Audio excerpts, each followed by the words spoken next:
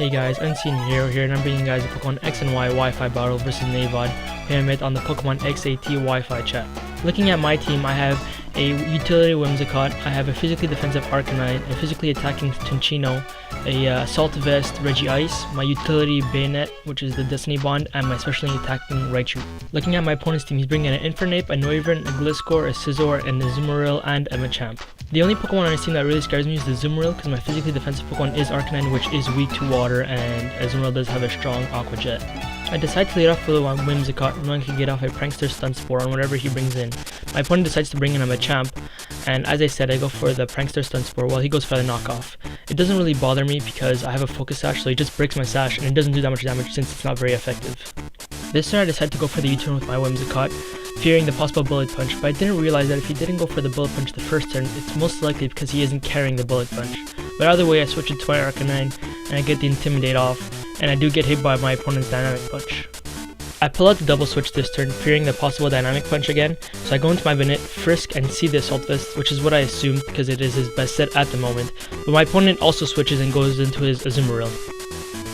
I Mega Evolve this turn and go for the Will-O-Wisp, knowing that I could probably take a hit, but I am surprised that I'm actually able to outspeed the Azumarill, and I do land the Will-O-Wisp, so my opponent's next play rough only do half the damage, which my Bayonet could take all day.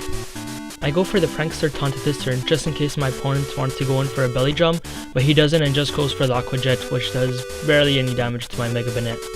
I want to save my Mega Bayonet for another possible threat like the Gliscor or the Infernape, so I decide to switch on my Regice, knowing I could take any hit from this Azumarill, and my opponent goes for the Play Rough.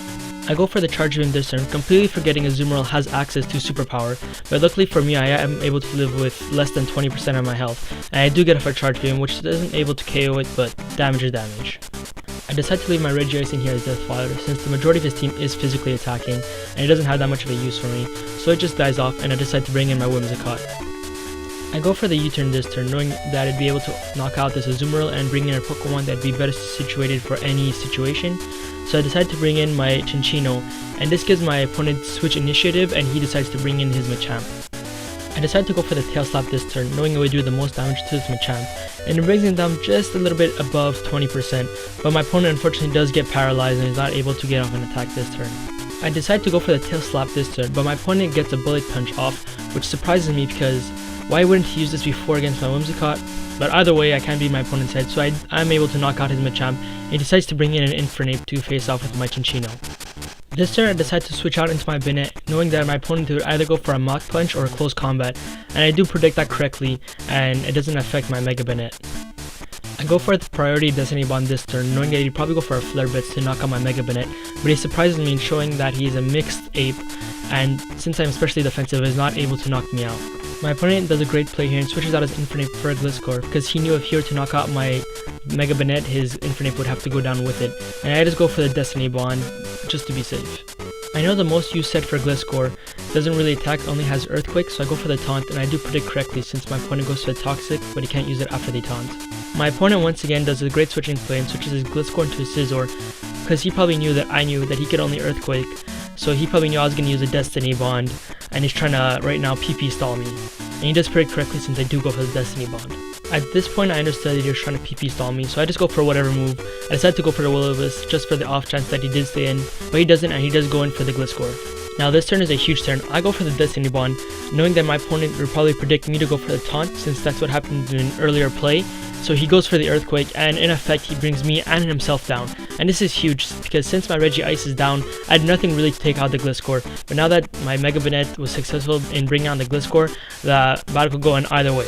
I decided to bring in my Arcanine here since most of his team is physically attacking, and he brings in his Noivern, which is probably the best play since nothing on my team is really specially defensive.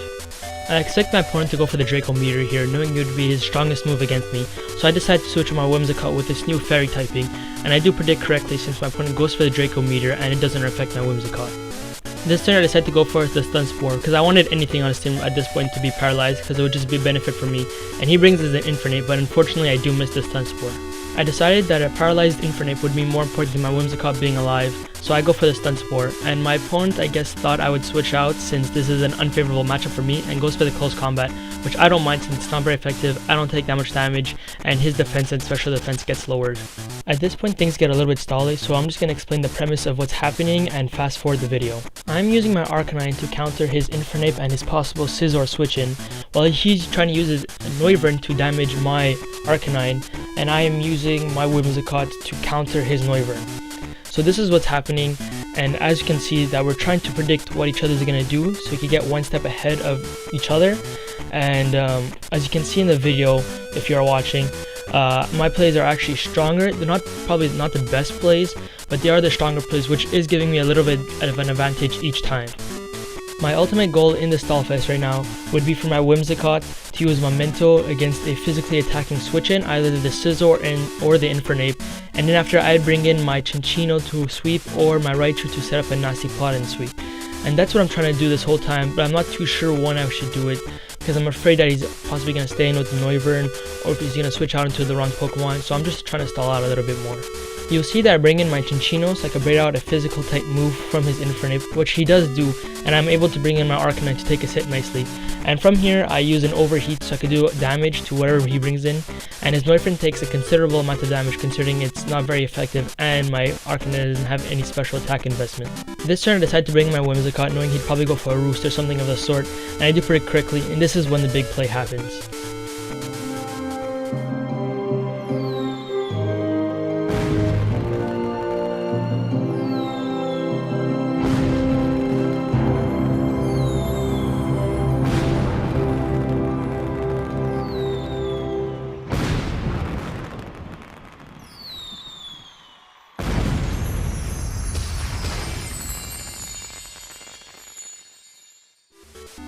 I go for the nasty plot this turn, expecting my opponent to switch out since he is at -2 attack, but he doesn't and he decides to Mega Evolve, and Raichu is a really frail Pokemon, so since Scizor is able to get off a super power, it does a considerable amount of damage to my Raichu, which does limit his sweeping powers.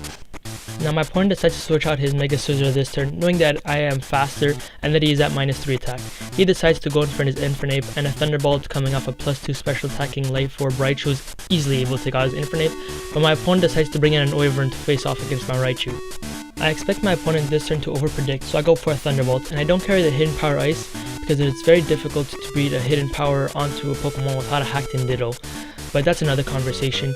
So my Raichu is KO'd by his Noivern, and I decided to bring in my Cinccino to face off against his Noivern. Now I didn't expect much from this Noivern since that -2 special attack, and he goes for the Draco Meter, and this does way more damage than I thought it would. It only leaves me with 4 HP left, and I thought my Cinccino was able to sweep the rest of his team, but now his sweeping capabilities are severely crippled. But I am able to get off the Rock Blast, which is able to knock out the Noivern, and my opponent decides to bring in a Mega Scizor against my Cinccino. At this point, I pretty much knew I was done for because of Bullet Punch's +1 priority, but he doesn't go for the Bullet Punch and actually sets up a Swords Dance, which is very, very scary. This turn, my opponent decides to go for the Bullet Punch to knock out my Cinccino, and now we are both left with one Pokemon. I am left with my physically defensive Arcanine, and he is left with his +2 physically attacking Scizor. Luckily for me, Arcanine resists most of Mega Scizor's moves, so I decided to go for a Will-O-Wisp here just to be safe so he wouldn't be able to do that much damage to me. Now that he was burned, I decided to go for the Overheat so I can knock him out, but unfortunately I do miss the Overheat, and he's able to get off a superpower, which does not a lot of damage, but still it is scary knowing that my Overheat did miss and I'm not able to win the battle right now. I go for the Morning Sun this turn just for the extremely off chance that I were to miss an Overheat again and that my opponent would get a crit on the superpower to be able to knock me out. Even though it's very unlikely, I still feared it, so that's why I set up the Morning Sun. Luckily for me, he doesn't get a crit on a superpower, instead he just set up a Swords Dance, and I decide to use an Overheat to finish the battle, and it does connect, so his Scizor is knocked out. Now, I want to thank Navod for this great battle. It was really down to the wire, last moment, a lot of prediction was needed for this battle, and it was greatly played. So thank you very much, I hope you guys enjoyed. This was very down to the wire as I said before, and see you guys later. Seeing here, signing off.